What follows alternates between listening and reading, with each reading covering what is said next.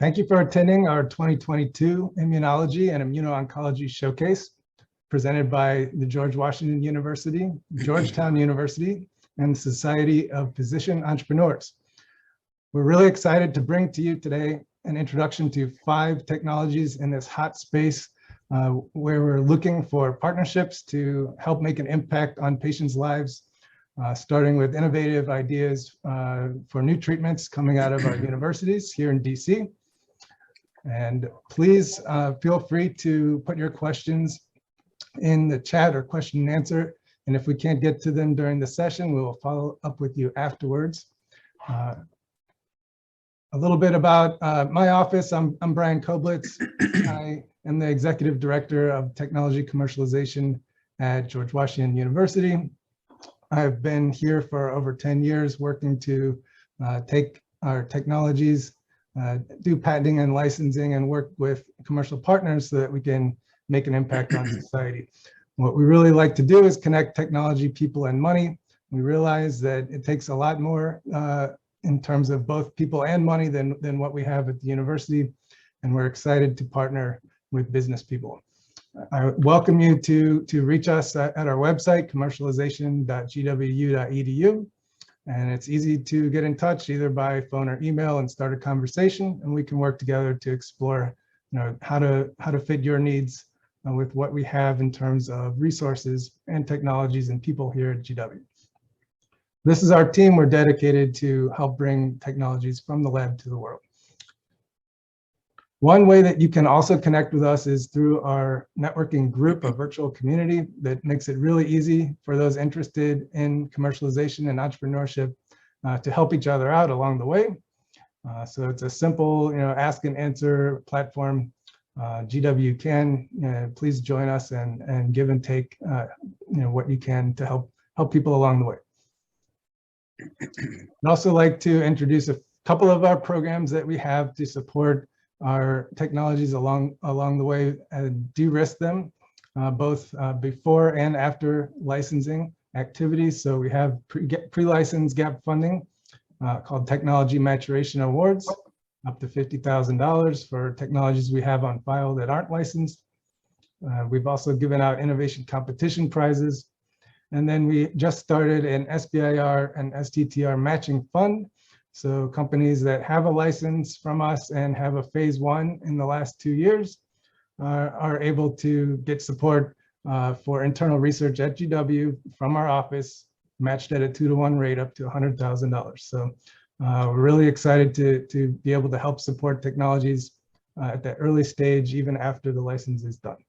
And then finally, we had an event just last week, partnership with Connectpreneur, which helped give opportunities for our licensees at our startups to pitch in front of a large number of investors. And we look to do that again in the spring. And with that, I will give the mic over to Ruchika to introduce you to Georgetown's office. Hi, everyone. Thank you for coming today. I'm Vice President and Senior Director, Office of Technology Commercialization at Georgetown University. Just quickly about Georgetown. Brian, if you can go to the next slide, please. The university was established in 1989, and it's one of the nation's oldest Catholic and Jesuit university. Our research areas that we've heavily focused on are cancer, including immuno-oncology, neurosciences, which include neurodegenerative diseases, movement disorders, and brain plasticity. We have a huge portfolio of infectious diseases and also gastrointestinal diseases. That's all our medical center. And then we also have research in non-medical areas related to soft matter, computer science, big data, of course, physics, chemistry as well. We have our partnership with MedStar Health, which provides us with clinical trials opportunities. And Georgetown Lombardi Cancer Center is Washington's only NCI designated comprehensive cancer center. And this designation is given by NCI based on certain criteria, including but not limited to having a strong basic research laboratories, capabilities to transfer those discoveries into translational development and product, and to have clinical expertise that we have at the university. We are over 400 researchers at the universities with a big team of clinicians with the focus areas in cancer as well as neurodegenerative diseases. University also has shared resource program that's preferably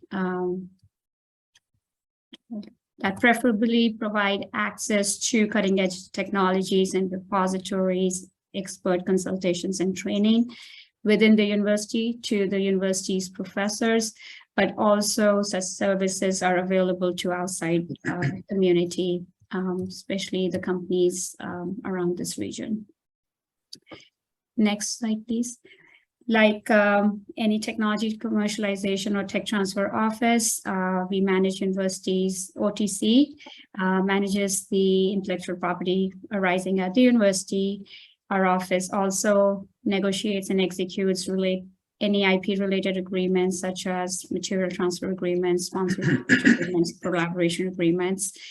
We play a very critical role in connecting with companies and investors in outside community to provide assistance to our faculty members, either in advancing their research or in starting companies. Just 2 years ago, we started our GAF fund that was with gracious support from our Georgetown alumni who provided funding to bring the early stage technologies further in development, for which there is IP protection. And that's 100,000 every year that we give, 100,000 per project every year. In 2001, we had 2 technologies that were given this award, and this year we had 3. We recently also formed a partnership with Maryland Technology Development Corporation. This organization, as many of you might know, is the state entity or investment for companies to support in their funds as well as other resources, but these companies are to be Maryland-based companies. So this is the first time that TEDCO is happy to provide resource to companies and researchers at Georgetown University. These are some of our success stories. The whole body CT scanner came from Georgetown years ago. HPV vaccine Cervarix actually also originated at Georgetown University. It was one of the 5 IP. There were 5 intellectual property that went into development of Cervarix. Dr. Schlegel from Georgetown University contributed to one such IP. And we also have a cross license with Merck Gardasil. So we have been benefiting from royalties from both the products. The IP has expired, but that brought a lot of revenues back to the university and inventors. Immunology is a product that is currently sold by Amgen. It's oncolytic virus for treatment of melanoma that also originated at Georgetown. Allegra years ago also came out from Georgetown. HPV diagnostic kit. T-wave alternates is a diagnostic. It's a way to assess the risk of subjects who could have sudden cardiac arrest. And Blue Vector is a malware detection program licensed to Blue Vector, which was a few years ago bought by Comcast.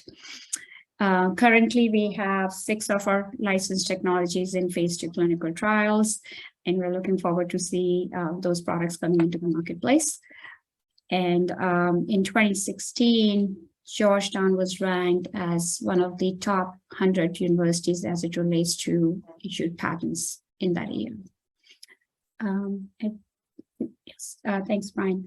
And in fact, tomorrow we are doing an outreach event to our Georgetown alumni and prospective investors, and where some of our faculty entrepreneurs are presenting their promising technology. So if you guys are interested, we would love to have you. You can reach out to me for the details. My email address is here, or you can reach us at our email address, which is techlicensing@georgetown.edu. And feel free to visit our website as well, where we list some of our opportunities. We always look forward to getting emails from you or getting connected with you. So feel free to reach out to us. Thank you.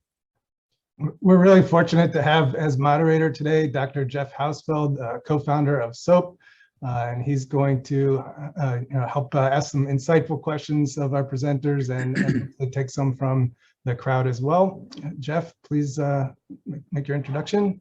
Thank you, Brian. Thank you, Ruchika. It's a pleasure to be here today representing the Society of Physician Entrepreneurs.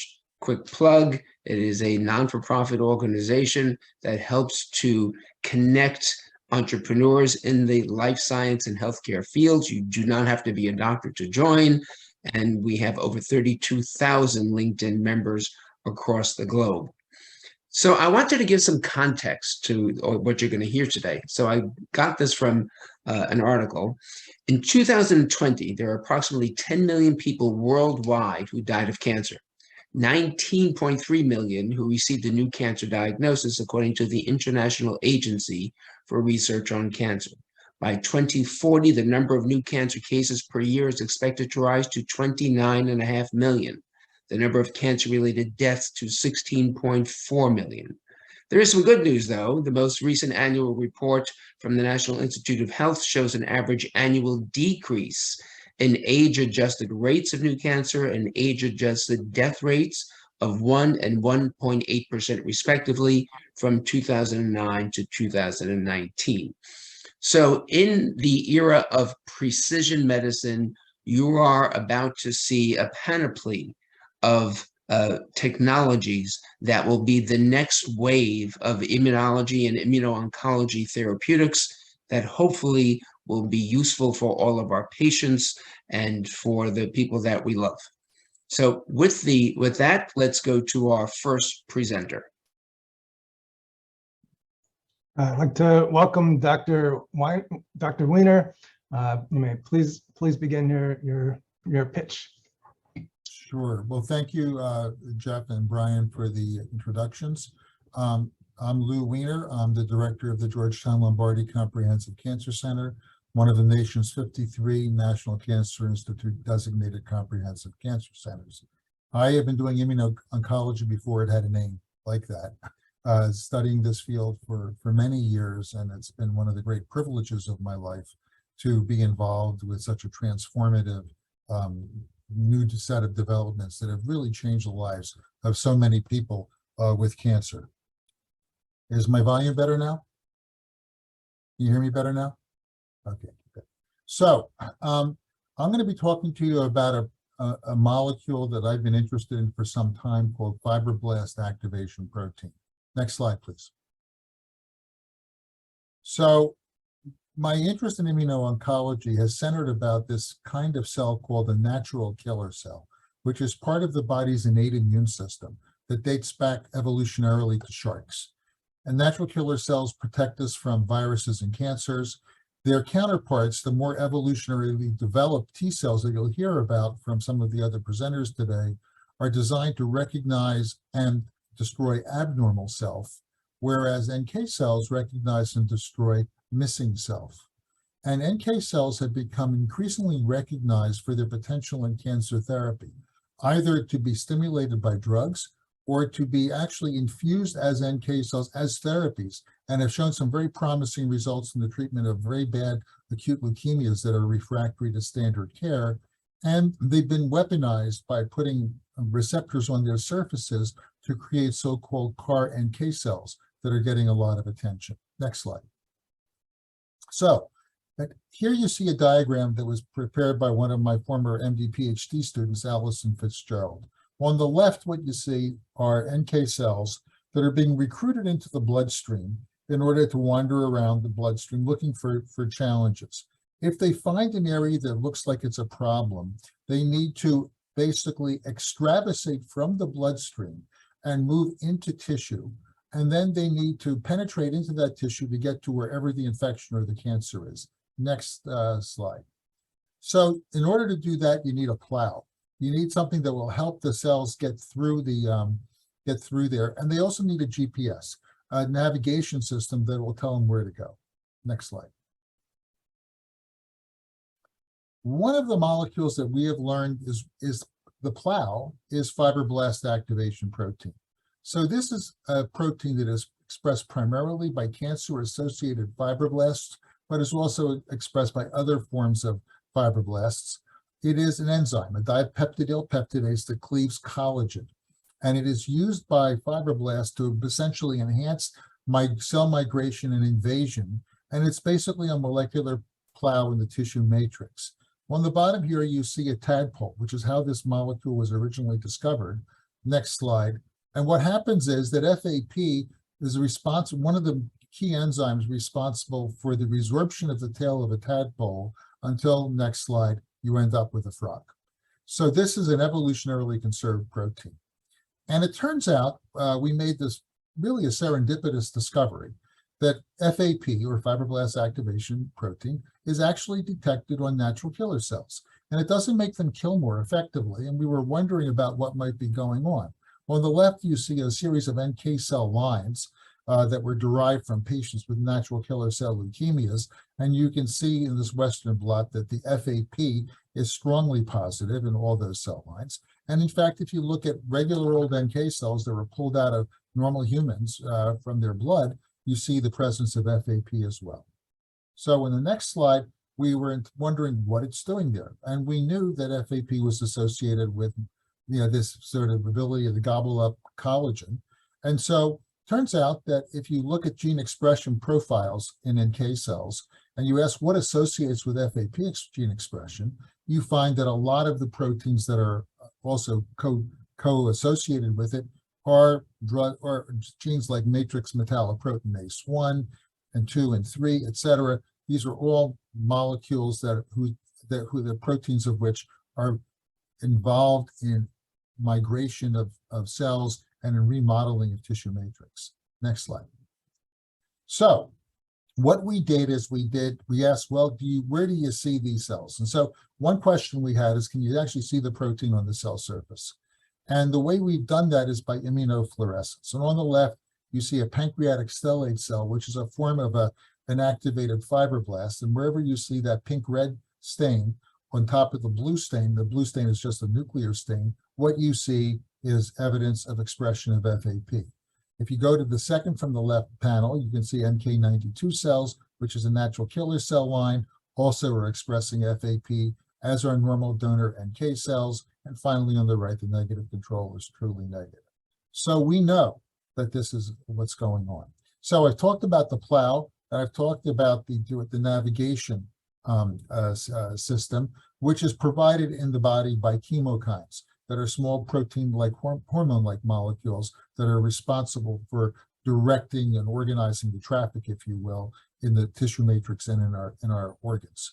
And so we developed an assay. You can see the assay here where you have a natural killer cell that's placed in the bottom well, and we ask it to migrate in the direction of the chemokine. So on the top of these figures that I have here, you would expect that that's where the chemokines were located. If you go to the far left panel, Brian, you can see in the absence of chemokines, you don't really see any of the blue NK cells marching out and going towards the target. Whereas you look in the middle, when you use a canonical chemokine CXCL9, you can see that the NK cells are migrating out. And if you have an inhibitor of FAP called compound 60, you can actually block that CXCL9 related chemokine migration of NK cells. Next slide. And in fact, it turns out that various chemokines actually can cause and really induce the expression of FAP on NK cells. So on the top, what you see is just a DAPI stain looking at the nuclei of the cells that you're looking at on the bottom. And on the bottom, you can see the FAP signal which is not really present strongly in this set of experiments on the in the no treatment condition on the far left. As you expose the cells to CCL2 or CX3CL1, et cetera, you can see strong induction of FAP. So it looks like FAP is being regulated by exposure of these cells to chemokines, and it is then helping these cells move. Next. And it turns out, and this is a really interesting experiment that Allison ran when she was in the lab, we have a zebrafish facility at Georgetown and run by Eric Glasgow. And what you can do on the far left panel, you can inject whatever you want to into the yolk sac of zebrafish embryos, which are basically transparent. And then you can, and if you label them, you can then monitor where they travel in the zebrafish.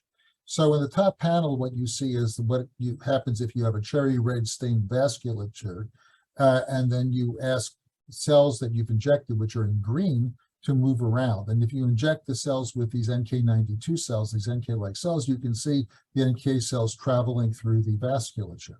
And on the bottom, in panel C on the left, you can see that some of these green cells are actually moving out from the vasculature of these zebrafish embryos into their tissues, but in panel E, if you incubate the cells in the fish, you just drop the compound 60 into the water, you can actually show that you're inhibiting the extravasation of the NK cells, suggesting that FAP is regulating the motility and the migration of NK cells in living creatures.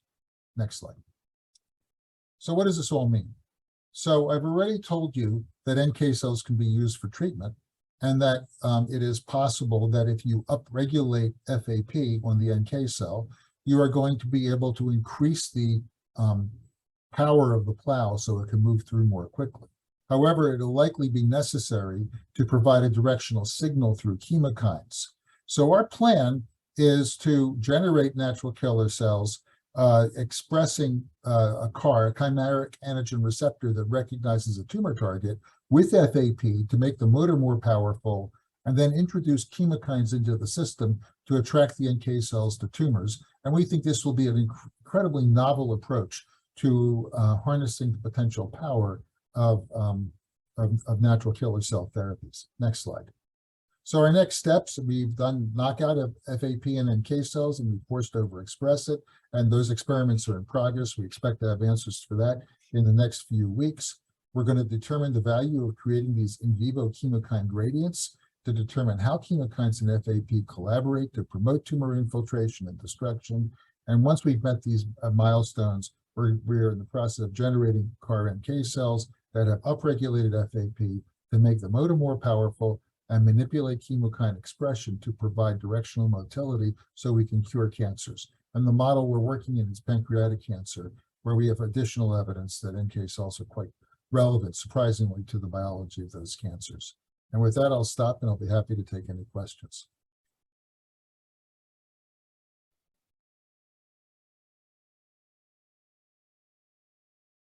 Jeff, you're on mute.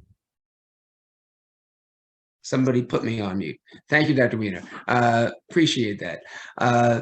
So you're talking about cell-mediated death, and what happens in a microenvironment when there is cell-mediated death, and what opportunities does that allow us to leverage, like combination immunotherapy, to get immunologically cold tumors, targeted by a program like this?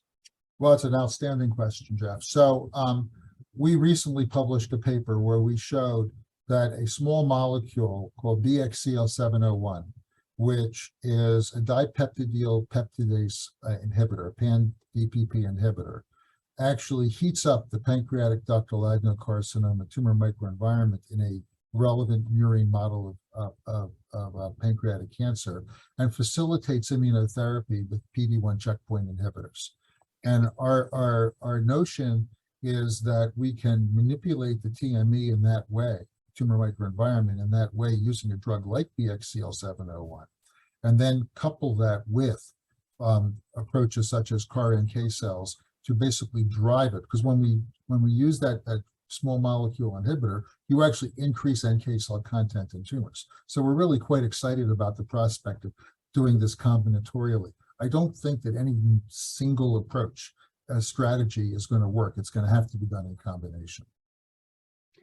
And you've shown here that the NK cells are susceptible to the concentration of the FAP.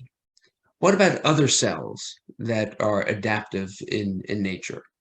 So that's another great question. And we have found that surprisingly, T cells don't express FAP. They're only expressed by NK cells. And there's probably a little bit of FAP expression by macrophages. So there are going to be multiple countervailing forces, as is true in all of biology, of course. But the thing that's novel here is that it seems as if, number one, that there's a fairly large amount of FAP in NK cells, previously unappreciated, and two, that it is regulating an important biological function that we think we can harness therapeutically.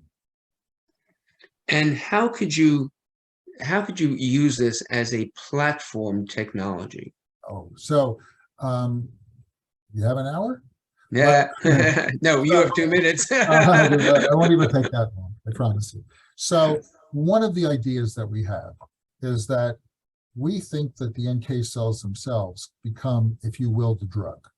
And so because you can manipulate the genetic armamentarium of an NK cell using appropriate molecular technologies, we can create, for example, conditional expression of whatever we want, so that when the NK cell finds its target and gets activated, that activation step could then lead to the elaboration of other factors, so that we can actually have the NK cells start to orchestrate the immune response against the cancer. And I'll point out that in that paper I referenced, we find that the therapeutic effects we see when you combine that small molecule inhibitor with a PD-1 antibody suggest that it is a T-cell dependent killing that occurs, but that NK cells are contributing to that, and in fact may be functioning, if you will, as orchestrators of that response. So we're really excited about that prospect. And I don't see, are there any Q&As from the audience at this point?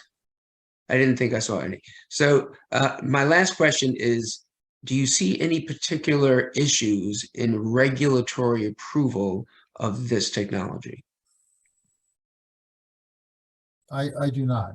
We have some IP, obviously, around the FAP method of use. Obviously, the gene, we don't own the gene, but I think the concept of doing it should be fairly straightforward. And we actually think if we can get our proof of concept done in a relatively short order, this could translate into clinical development rather quickly.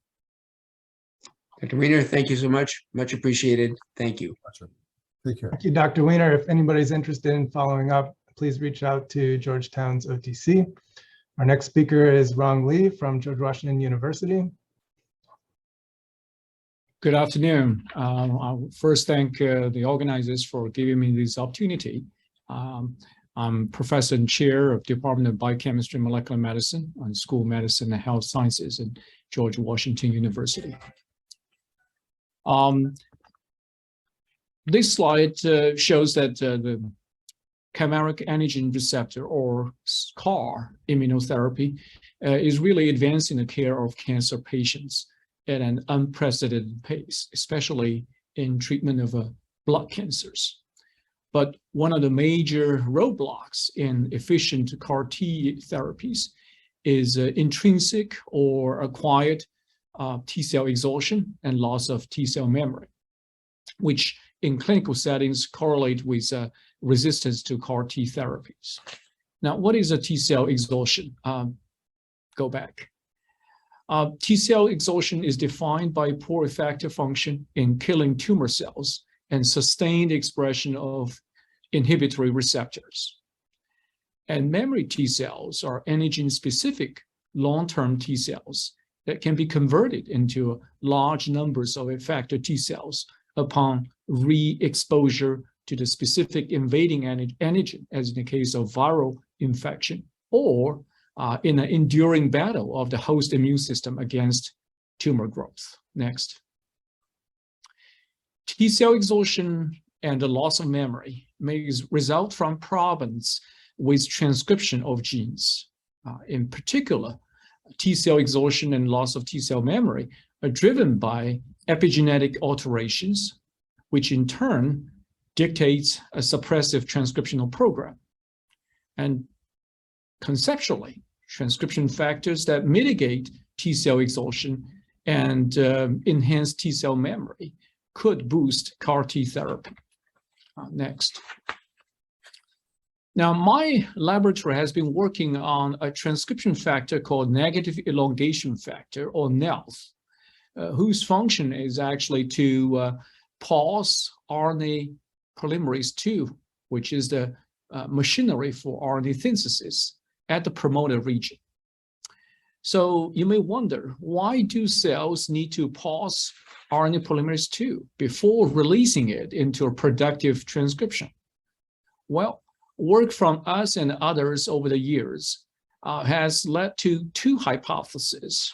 Number one, compared to de novo assembly of the transcription machinery, a paused and poised RNA polymerase may be more effective in gene activation in response to stimuli such as hormones and cytokines. Now, the second possibility is that a paused RNA polymerase II at the promoter region could serve as a part of the epigenetic mechanism underlying cellular memory. Previously activated genes, for example, marked with a paused polymerase, may be more readily activated in response to the second round of stimuli. Next. So this second theory is consistent with some of the preliminary data we obtained with regard to Pol-2 density as some immunity-related genes in naive, effector, and memory cells. For example, as you may expect, Pol-2 is kind of spread out throughout the perforin gene when it is being actively transcribed in effector cells. But intriguingly, in memory T cells, Pol-2 is still present at the promoter, although the gene itself is not actively transcribed.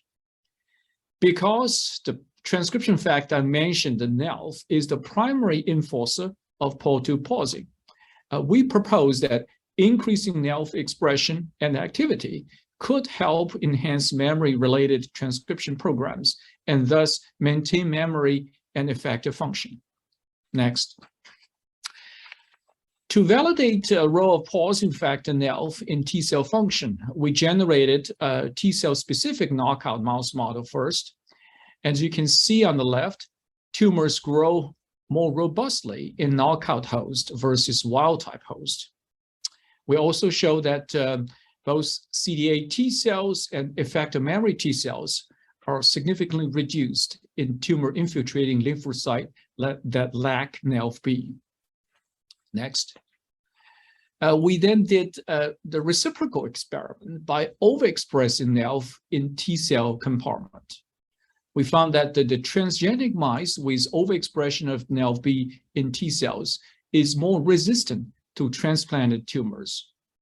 Furthermore, as shown at the lower panel of this slide, memory T cell populations and the polyfunctional T cell functions are all increased in the host with overexpression of NELF-B.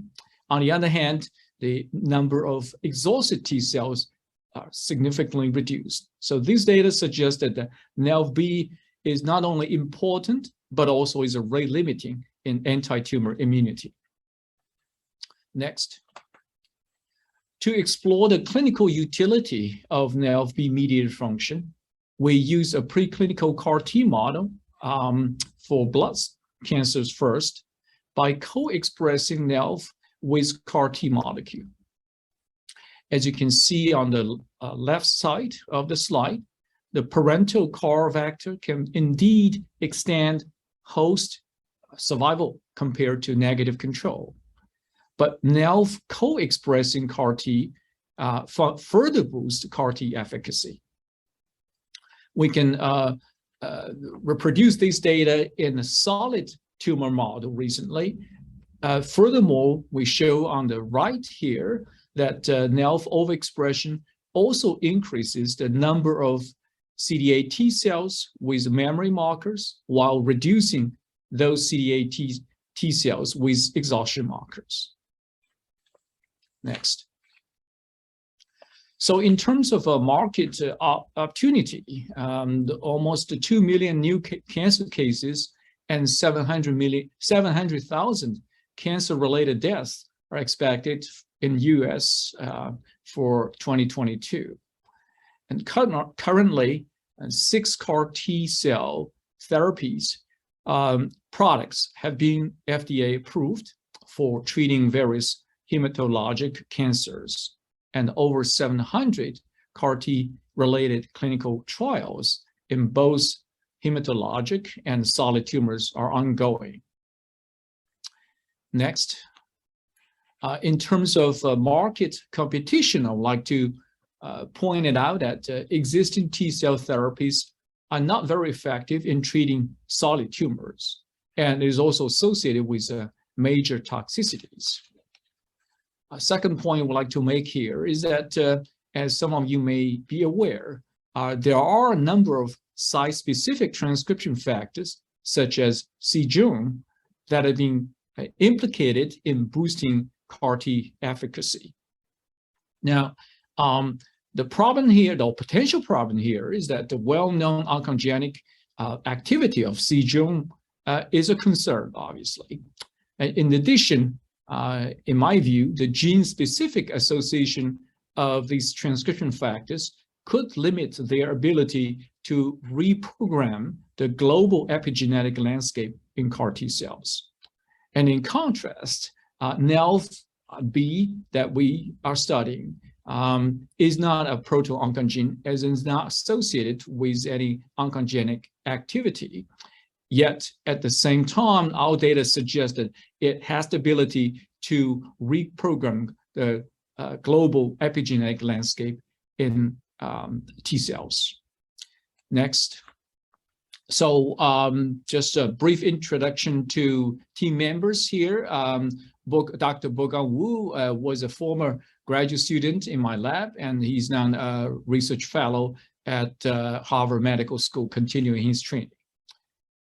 Last slide. So in closing, we have quite compelling preclinical data that implicate NALF-dependent Pol-2 in mitigating T cell exhaustion and enhancing T cell memory. And we think that it has a potential to enhance many T cell therapies currently in development. And last but not least, we have the patent application that will protect the intellectual property. Thank you for your attention.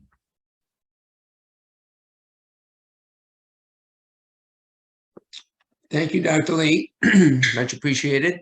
You know, one of the things that we're trying to do with precision medicine is to make sure that we have specific delivery to a specific target. Does this technology improve your tumor to normal tissue selectivity and specificity? That's an excellent question, Dr. Hausfeld. We think that this has the potential to actually be applied to the treatment of multiple cancer types, both blood and solid tumors. And when you talk about solid tumors, how do you see using CAR T in navigating that solid tumor microenvironment? Again, a great question here. We are currently working with other investigators at GW to implement or overexpress NALF in different CAR vectors with the specificity to target antigens, tumor antigens on solid tumors. And the work that we've done currently was targeting CD19, which is not expressed in solid tumors. And when we look at this specific technology, I would assume also that it can be classified as a platform technology. Could you tell us about some of the other applications that you're now thinking about? Right. That's a great question. So several laboratories, including ours, have shown that NELF has a function not only in T cells, but also in other immune cell types, including NK cells that Dr. Weiner just mentioned. So the long-term idea is to overexpress NELF in other non-T cell CAR therapies to see whether it can have a similar boosting effect. And are there animal models of such disease states? Yes, so in that regard, my lab was the first to clone NELF-B gene and was the first to develop conditional knockout and knock-in models. So we have different type of Cree systems to test NELF-B function in multiple immune cell types. In regards to a clinical trial, which I know is a far way down the line, but when investors look at this, they want to hear that you have some concept of what a clinical trial could be designed and look like. Can you share that with us? Yeah, so that's a great question here. So one idea is to really put NELF-B in sort of piggyback on some of the well-advanced CAR T therapy, and then see whether compared to without an NELF-B overexpression, whether it can further boost the efficacy in a clinical trials. So you'd be doing two arms, one with and one without the NELF-B attached to the CAR T cell. That would be one thought, yes. Very good. Brian, are there other questions from our audience?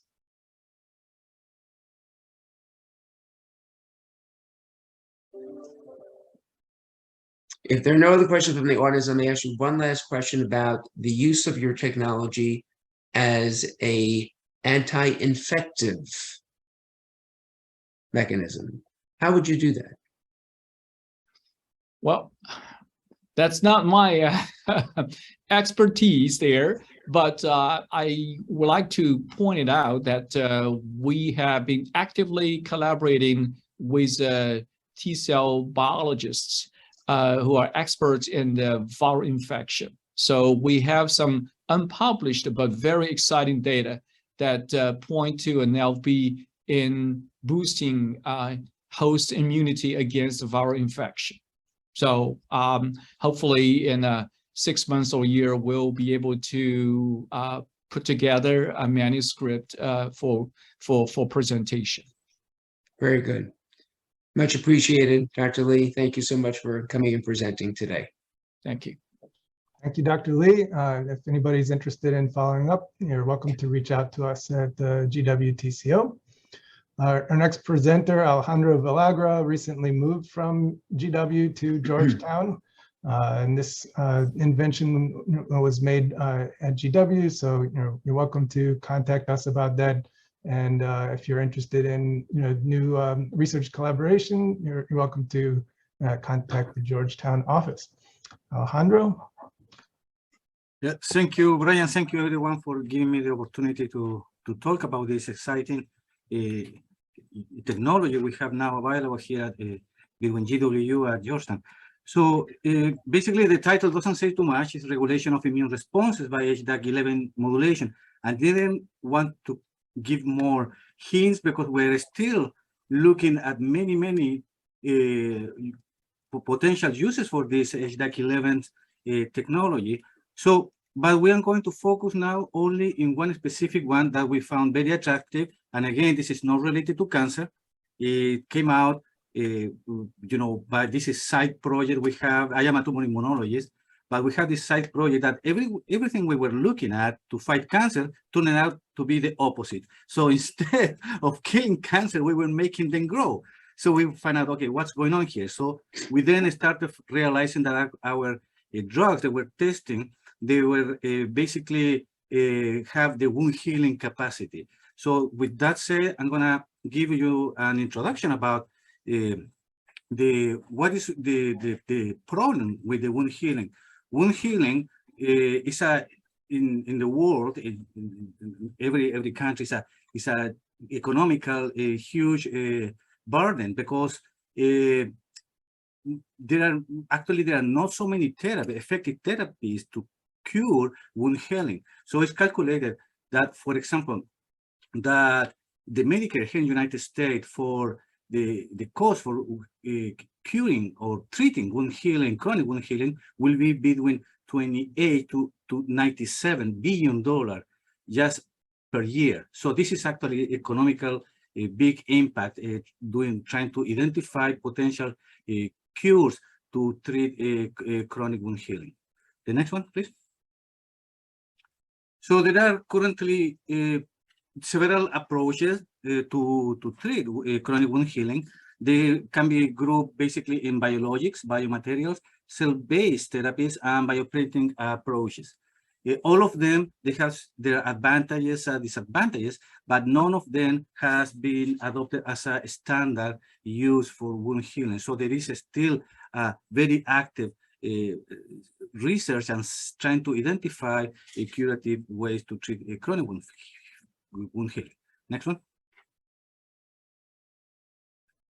So basically, some of the most successful therapies have been targeting specific targets, molecules in cells, but also there is a high interest right now to identify the modification of specific cells in the wound healing area that could eventually help to repair these injuries.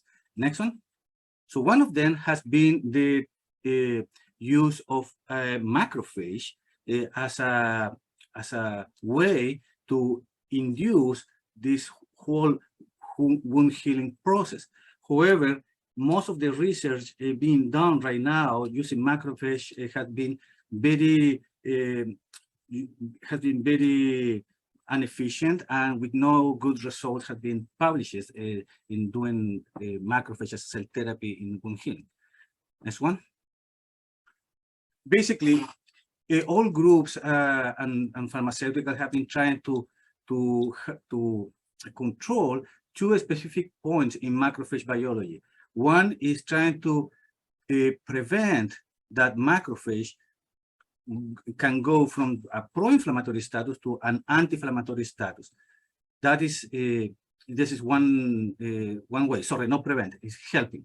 The other one is actually trying to increase the recruitment of wound healing macrophage. They are named M2, basically.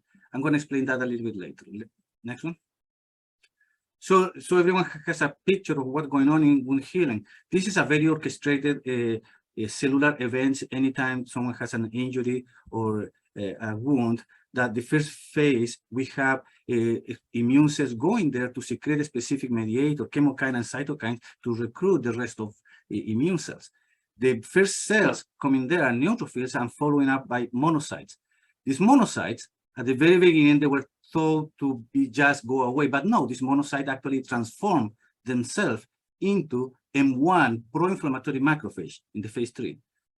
And the same macrophage, the ones in phase 3, you know, after several days, they are again transformed into antitumoral wound healing macrophage. They are so-called M2 macrophage. So this transition between phase 3 and 4 is the critical step for the resolution of a wound, and actually is exactly that is the step in chronic wound healing that people is trying to tackle right now. So next one, please.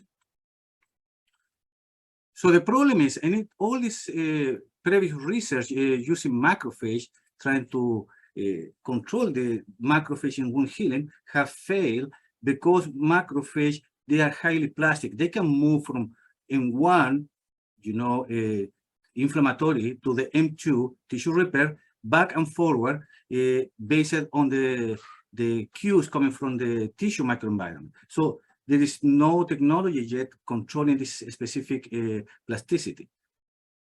So next one. We have found that specific inhibitor named HDAC11 inhibitor. This is the HDAC is a histone deacetylase that is actually doesn't have other known roles rather than controlling the macrophage phenotype. So these HDAC11 inhibitors can basically prevent the transition from the M2 to the M1 phenotype, and at the same and the opposite way help pro-tumoral or pro-inflammatory macrophage switch to the wound healing M2 phenotype. Next one. So the solution with this inhibitor is actually tackling specifically these 2 points. The using HDAC11 inhibitors can suppress the inflammatory M1 macrophage to help it to transition to the M2 phenotype, wound healing phenotype. And second, help the recruitment of M2 wound healing macrophage to the wound area. Next. So initially, this is actually a work many years ago that actually initiated all this interest in study wound healing using HDAC11 inhibitors. We found that a specific knocking down, so it is a genetic abrogation of HDAC11, or using HDAC11 inhibitor was able to increase anti-inflammatory cytokines in tumors. Next one, please. But also, we observed that basically these inhibitors, they were acting mainly in macrophage. So as you can see in figure 1, we evaluated three different HDAC11, commercially available HDAC11 inhibitors, Garcinol, FT895, and Cis17, and all three HDAC11 inhibitors, they were able to promote wound healing mediators like FIS1, Arginase-1, and MRC1, that is CD206. All these three markers are markers for M2 wound healing macrophage, and all of them, they are significantly increased with any HDAC11 inhibitor that we used in this experiment. To find out if it was an indirect effect from these drugs, we also evaluated the HDAC11 knockout, as you can see in figure 2. Both markers, Arginase-1 and FIS1, they were also upregulated in the absence of HDAC11. Next one. So to test the potential role of the HDAC11 in wound healing, what we in here with some collaborators, Brett Chalk at GW, we performed an in vivo experiment that is the expertise from our collaborator. He makes some injuries, wounds in mice in the back, and then waiting after several days to evaluate specific markers for revitalization, revascularization, and myofibrillations. That these actually are three specific markers for evaluate how fast a wound healing can heal. And in all of them, in the absence of HDAC11, they were significantly increased. Next one. This is a new tool we have here at Georgetown. This is a single-cell secretome proteomic analysis that we evaluated macrophage treated or not with HDAC11 inhibitors. Next one. Surprisingly, and actually we found that after the treatment, the macrophage with the HDAC11 inhibitor FT895, we found a very highly increase in the expression of anti-inflammatory cytokines and also a specific chemoattracting M2 cytokines in this macrophage. Next one. This is a reflection of how the data actually looks. So we found that after the treatment with HDAC11 inhibitors, we found due to the more reddish dots, there's a more expression of EGF and PDGF, that they are growth factor and actually chemoattracting factor for a wound healing macrophage. and also increasing the expression of anti-inflammatory regulatory cytokines like interleukin 10 and 13. Okay, our future studies with these technologies is evaluate novel specific, more specific HDAC11 inhibitors. We are working on that, but also we are collaborating with other partners. They have already their own HDAC11 inhibitors to validate them as a potential wound healing drugs. So we are evaluating the possibility of using HDAC11 inhibitor as a cell therapy, so treating macrophage exogenously and then applying to wounds to help accelerate the wound healing. Specifically, we're going to test a specific model for diabetic ulcers in mice. Also, in the future, we plan to apply this technology to autoimmune diseases. So now we are open to any questions.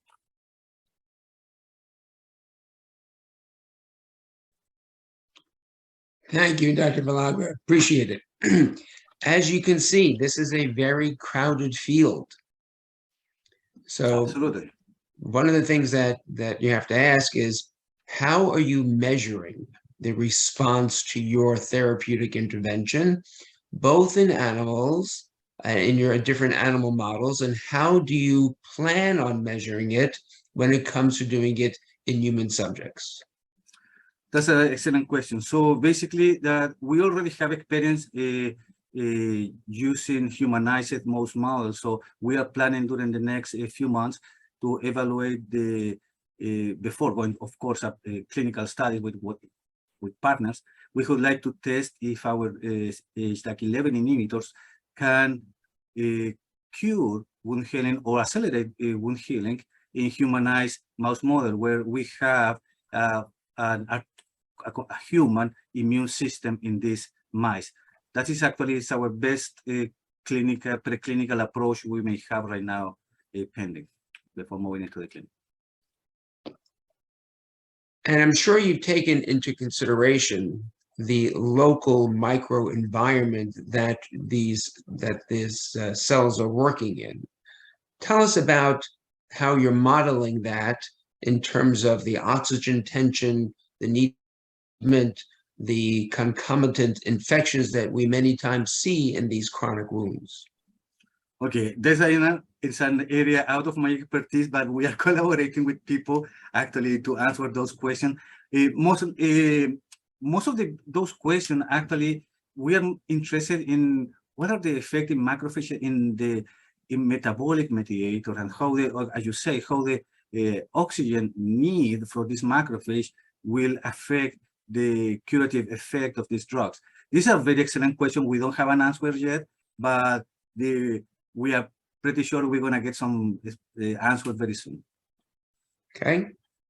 You mentioned systemic lupus erythematosus and other, I assume, collagen vascular diseases. Can you tell us how this technology can be applied there? Okay, basically, this is like 11 inhibitors. What they do, they promote an anti-inflammatory phenotype in macrophage. Macrophage, as you may know, they are basically the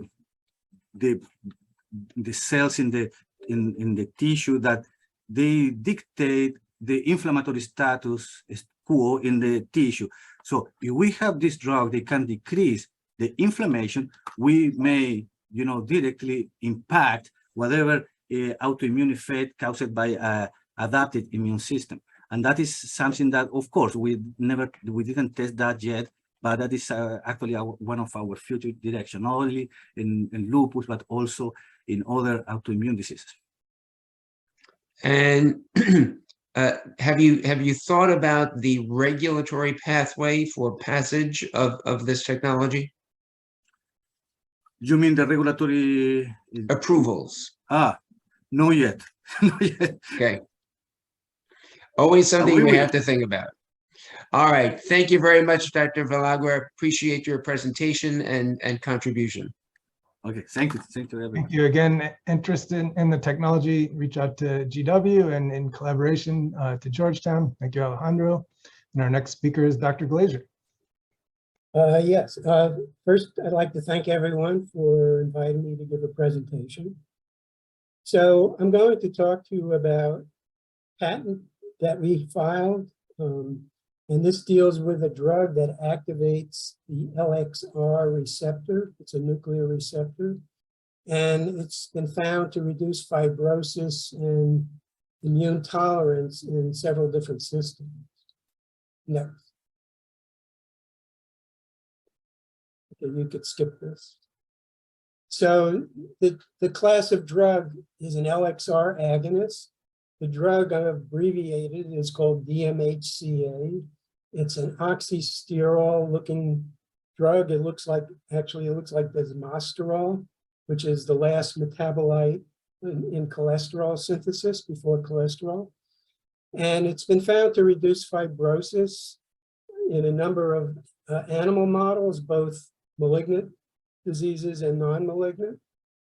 And it's been shown to reduce fibrosis by Dr. Levy, who is the co-PI, in diabetic nephropathy. He's really a kidney doc, and as well as in hepatic, retinal, and bone marrow fibrosis. And we've shown that it has antifibrotic activity in breast cancer models. So the unique thing about this drug is that it does not induce lipogenesis in the liver. It does not have hepatotoxicity. And it does not elevate triglyceride synthesis. It has been found with other non-steroidal agonists. And we haven't, with the chronic administration, we have not found any toxicity. So LXR is a nuclear receptor. So this is a simplified schematic. It dimerizes with the retinoid X receptor, like many other nuclear receptors. Binds to a very specific response element, DNA sequence, in various genes. And the main thing about this drug is that it normalizes the tumor microenvironment. So that's a big plus. There are really no drugs on the market that specifically do this. And we have found that it does reduce fibrosis, angiogenesis, inflammation. And importantly, it increases both innate and adaptive immunity. So it induces macrophage infiltration, T and NK cells, and reduces suppressor cells like regulatory T cells and myeloid-derived suppressor cells. Next. So the current landscape in terms of clinical activity of LXR agonists involves two drugs. These are both non-steroidal drugs.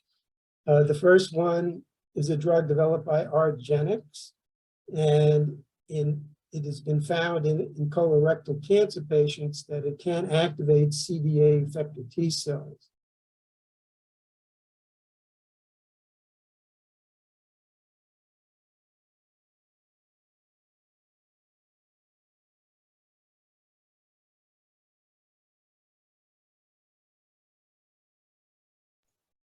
Unfortunately, we seem to have lost Dr. Glazer. So pause for a minute and hopefully he'll jump back in. If not, we'll try and circle back. I think it's just frozen for a second, Brian, seems like. Now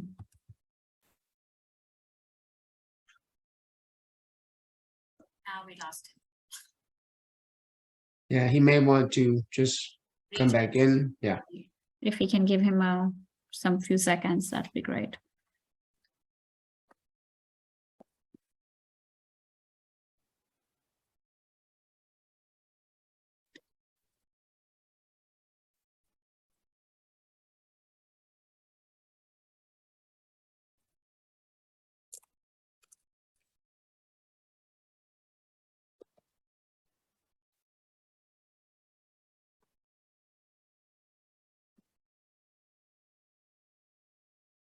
Some extra time for Jeff to think on his questions here.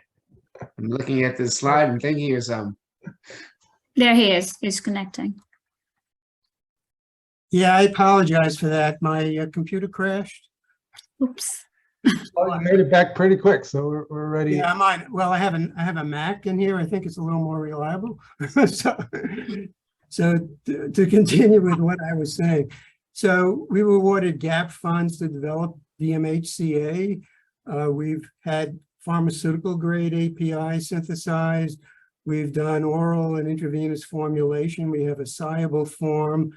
The interesting thing about this formulation, it shows very high uptake in the brain. And so we're actually looking at it in terms of its use for treating glioblastoma as well as neurodegenerative diseases. We've done analytical and bioavailability studies. It has a very high bioavailability given orally. It's about 40%. And we've done some efficacy studies of the oral dosage form as an anti-tumor, anti-fibrotic, and immune stimulating drug. So one of our first studies was done in a breast cancer model that we developed. This is a model in which you can induce fibrosis conditionally in these transgenics. The tumorigenic gene is NUT, which is similar to the HER2 gene. And when you induce fibrosis, you can see in the top areas, you see the traditional markers like FAP, chemokine CCL5, S100A9, and a lot of collagen. When you treat with the drug, you get a delay in tumor formation, although it doesn't eliminate tumor formation. And you can see a big reduction in most of these fibrotic markers like FAP, CCL5, S100A9, and especially collagen. So we did RNA-seq analysis on these tumors, and we found a very interesting result. Because it's a nuclear receptor, it can both activate and then inhibit certain genes. So it can co-activate or co-repress. And among the genes that were down-regulated by this drug, it turned out to form a very interesting gene network. And most of these genes were associated with poor breast cancer survival. So an expression of these genes are high, survival is very low. And if you look at Kaplan-Meier studies on breast cancer patients, you can see that 3 of these genes, SPP1, S100A9, and annexin A1, when expression is high, survival goes down in these patients.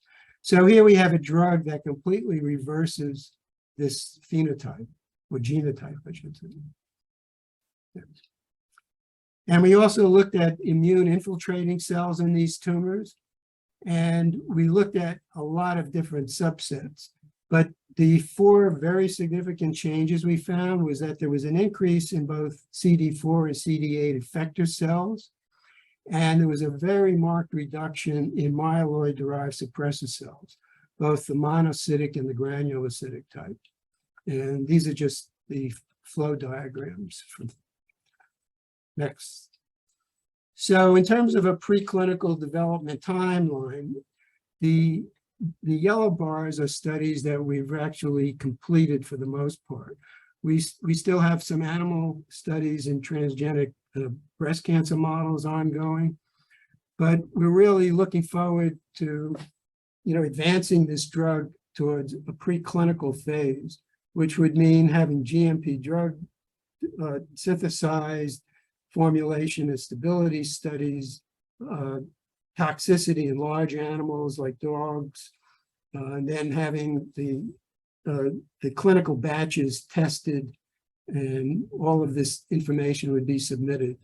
It's kind of an arduous process. I've gone through this before with other compounds. The next slide. So we have the IP available for licensing. It's at a development stage where further preclinical evaluations required. So we're seeking really investment capital for either a startup or for further preclinical development of this drug. And I estimate just to get to the IND stage, it's going to take probably upwards of $500,000 to $1 million based on my previous experience. So I guess we're back on track, and I'd be happy to take some questions. Very good, Dr. Glazer. Thank you so much. Yes, you said this is an arduous journey, and as one who has switched from the art of surgery to the business of biomanufacturing, all I can say is that the physician community should have a significant respect for what researchers and pharmaceutical companies do in order to bring a compound from its inception to commercial launch, because it is indeed a very arduous journey. Let me ask you something. You said that this compound normalizes the the tumor microenvironment, as well as improving adaptive immunity. Does it do that across all cancers and all types of autoimmune disorders? And if so, how do you capitalize on that? Well, it hasn't been, we're in the midst of testing it in glioblastoma models. So I really can't say whether it works across all cancers because we haven't looked at that. So we concentrated mainly on breast cancer because that's one of my areas of expertise, and particularly with developing transgenic models. But I would expect that a drug that tries to at least normalize the microenvironment, which is a major impediment now for most cancer therapy, regardless of what type it is, would be synergistic at the very least with most therapies. So that would go for targeted therapy, chemo, and probably radiation therapy as well. So fibrosis, for example, as Dr. Weiner mentioned, is a major issue in terms of very aggressive cancers like pancreatic cancer. And anything that would, tamp down the fibrotic microenvironment should help improve therapy. At the very least, it should lead to a better quality of life for most patients. So, of course, this needs to be tested clinically. There's been some proof of principle in the colorectal cancer patients by argenx, but otherwise, it really hasn't been investigated. I should say, because of its high penetration of the brain, we are doing a study in Alzheimer's right now, because we collaborate with a colleague of mine at Georgetown, Bill Rebeck, who has a model in which the neurodegenerative gene is a mutation in the ApoE gene. And ApoE is one of the genes that's highly regulated by LXR agonists.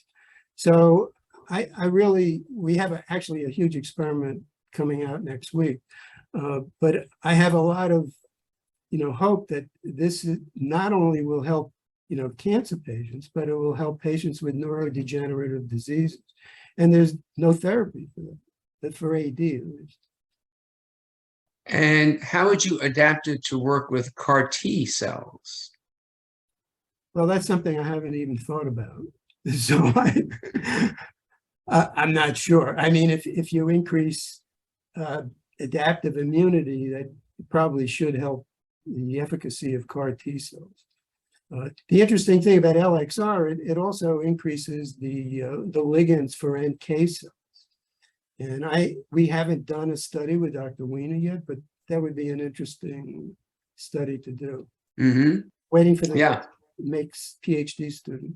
Yeah, there's definitely some synergies even in your own department.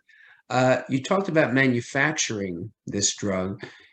Without divulging any proprietary information, can you give us an idea of how that manufacturing would take place?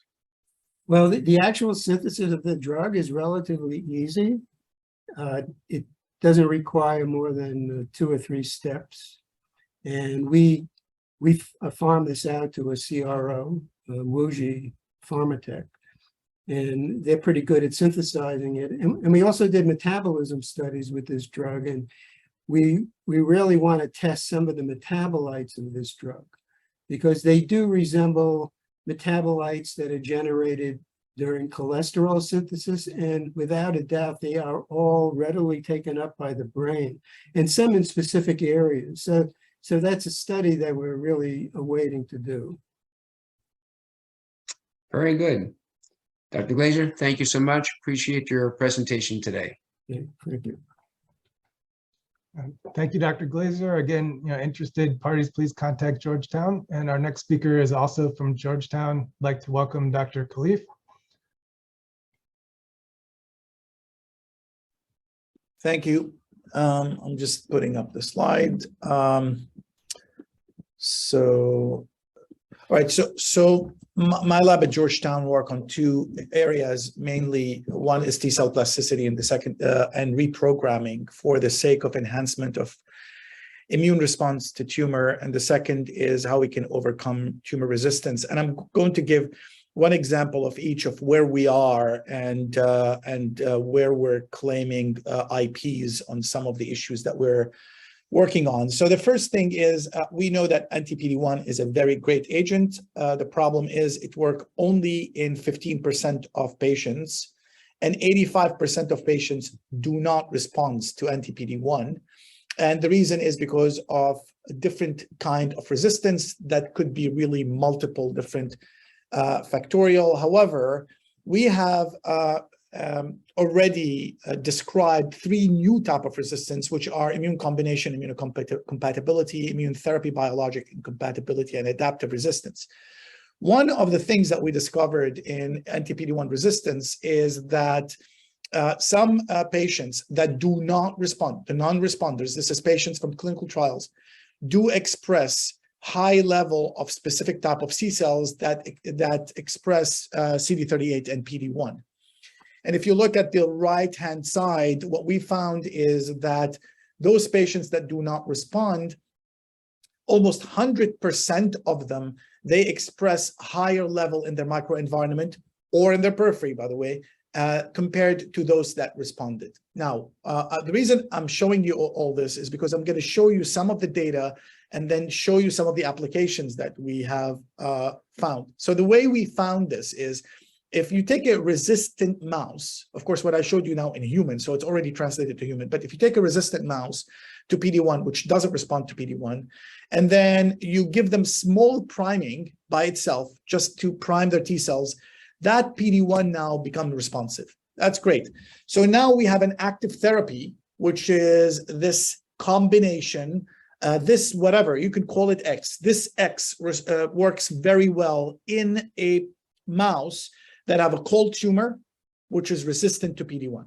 Now, if we add one extra dose of that PD-1 prior to an active therapy, so if we give that PD-1 first and then an active therapy, which is that X, because it doesn't only apply to that PD-1 vaccine, but it applies to other things, this responsive animal stopped completely to be responsive only by giving that dose, which means that the PD-1 in certain patients is inducing resistance to active therapy. And this is what we see in many of those patients. Great. So if we look now into survival, exactly the same thing. So by giving that extra dose, this active therapy is completely dead. So it eliminates potential therapies, which means that it makes this patient resistant. So when we studied the mechanism, and we published this in Nature Immunology a couple of years ago, when we studied this, we found that if we add that extra dose of the PD-1, which means what does PD-1 do? PD-1 prevent the microenvironment from having CD8 infiltration or antigen-specific CD8 infiltration compared to this active therapy. Great. So with that in mind, we went further and looked why this induces resistance. And what we found is that the T cells completely not only are decreased, but they lose activity within the microenvironment. So what PD-1 is doing is if somebody has a T cells in their microenvironment, it is decreasing that T cells, and more importantly, it's inhibiting the activity or eliminating the activity of that T cell.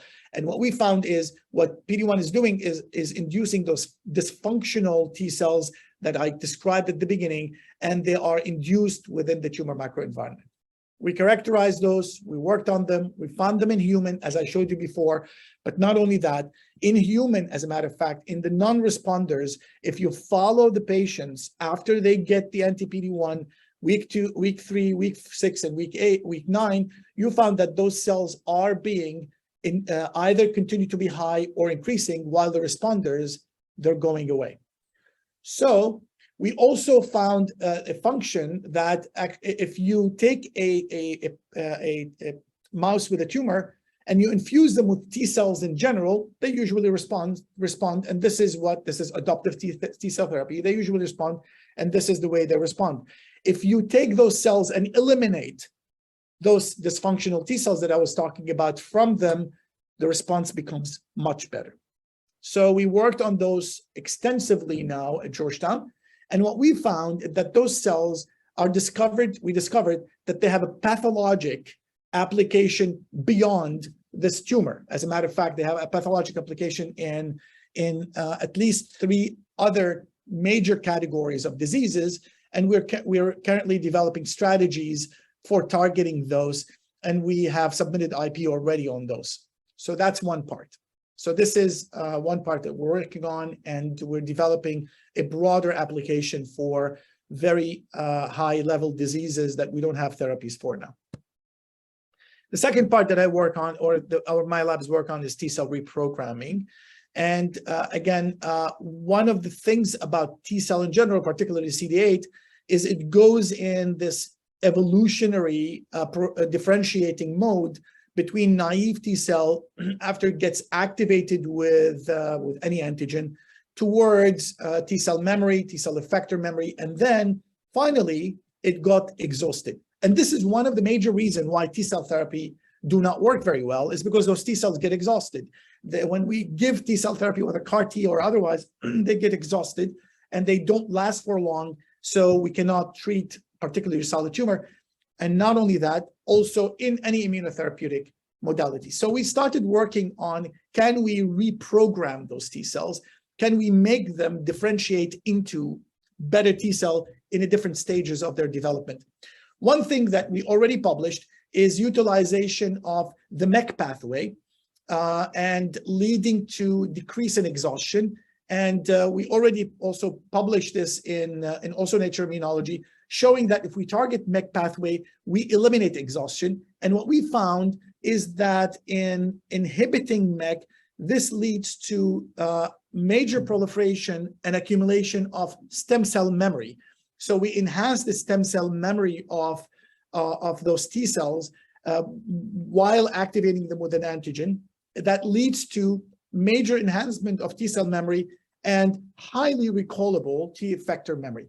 And we found that this enhanced the immune therapy tremendously, either by ex vivo treatment or by in vivo treatment. Now that's published. We further worked on multiple different pathways. One of them is X, is undisclosed. And what we found is really targeting this pathway give us what we call now superior memory T cells. So it makes the T cell memory much more potent. That is logs more potent than a regular memory that's generated by an antigen, leading to a high T effector, and more importantly, a T effector cells that can be highly, not only recallable, but highly effective. So that's X.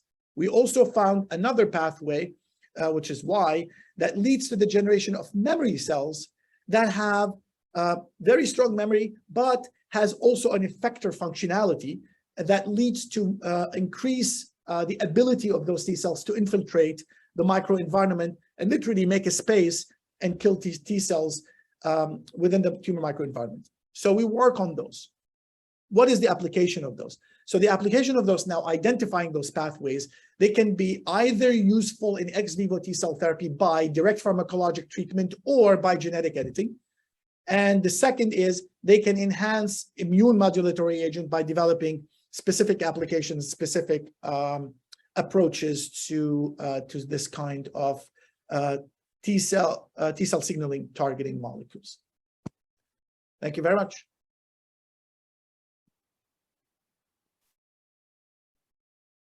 Thank you, Dr. Khalif. Very interesting. So if you're basically enhancing the activity of all T effector cells, this certainly would be used in many different conditions. Could it be used both with autologous T cells as well as allogeneic T cells? I mean, in principle, yes, as long as the autologous T cells can be, the allogeneic T cells can be utilized for that particular application. But it is independent of whether autologous or allogeneic because it targets specifically that particular pathway in the presence of activating antigens. So yes. So give us some ideas as to the potential disease states that you would be looking at for this particular technology. Okay, for the latter technology, which is the targeting of or reprogramming of T cells, that would be in any cancer. And whether we're using T cell therapy, that T cell can be treated in vitro, ex vivo that is, and can be enhanced to decrease the potential exhaustion of this, either by a drug or by gene editing, changing some of the molecules as we do now with CAR-T, which means that those cells now that you infuse are going to be way more potent, one, and second, they will last longer. The second is by utilizing drugs for that. As for the first technology, it is a new disease state that we've identified, which cannot be disclosed today. Some of them are disease states that we've seen even during COVID, particularly in advanced COVID, that we can target those T cells to either minimize or enhance. So it could be either way. Mm-hmm. And are there any particular side effects that you anticipate, and how would you be looking at testing for those in this particular T cell experiment?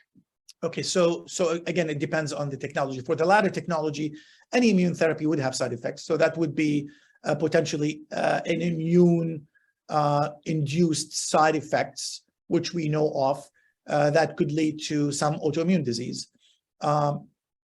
So that's expected. And we when we start testing those in toxicology studies, whether in rats, monkeys, or dogs, we will know more from that perspective. But I would not believe that from a T cell perspective, particularly ex vivo expanded T cells or CAR T cell, that this would enhance toxicity. At the opposite, it may decrease the toxicity, particularly that we might not need as many cells as we are currently using. I'm just thinking of the cytotoxic storm that you sometimes see with these therapies, and whether or not enhancing these T effector cells may also enhance that side effect. Yeah, so that's a possibility, but this is what I was alluding to, that it could be less because in this case, you don't need to use as many cells and you're using more the specific antigen cells that are more powerful. So you might have a less cytokine storm, but again, that remains to be seen. Are there any particular regulatory issues that you see in bringing any of these to market? Nothing more than, because it's not something that has not been gone through regulatory issues, whether it's T cell therapy or small molecules. And you have IP on this technology as well? Correct. All right. Any questions from our audience? I don't believe so. Actually, we do have one. It's a question about how long does it take to reprogram T cells? How long? Days, you mean? 36 hours? Yeah. All right. Well, thank you very much for your presentation. Again, interest in the technology or collaboration, please reach out to Georgetown's OTC. At this point, we've reached the end of our presentations, and I want to thank you for attending. I'm very inspired to see all these innovative technologies, coming out of the DC universities. And not only that, but we clearly have a collection of experienced researchers that have worked to commercialize their therapies in the past and are really motivated to do so with these new ones that are up and coming. So I think there's a lot of potential to help make an impact on patients over the next coming years. Any final comments, Ruchika?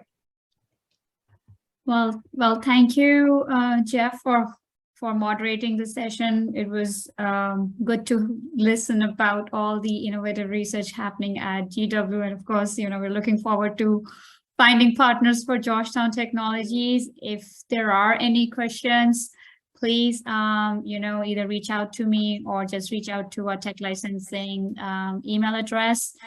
And Brian, thank you for hosting this event. With that, I think we look forward to hearing at least from some of you. And thank you as well. And Jeff, the final words are yours. Thank you for moderating. And I thank both Brian and Ruchika for inviting SoPE and myself here today to help moderate this session. I hope that it gave each of you, both investors and entrepreneurs, a good idea of what technology is being developed now, what to look forward to in the future. Please take a look at soapnet.org as a potential organization to join. Our next webinar will be on November 17th. It will be a fireside chat with Dr. Chris Kersey, who is the managing partner of the Haven Crest Private Equity Fund in Dallas, Texas. Interesting journey for a physician who turned entrepreneur after going to medical school, went straight to business school, and is a successful private equity manager. I hope you can join us. Thank you so much.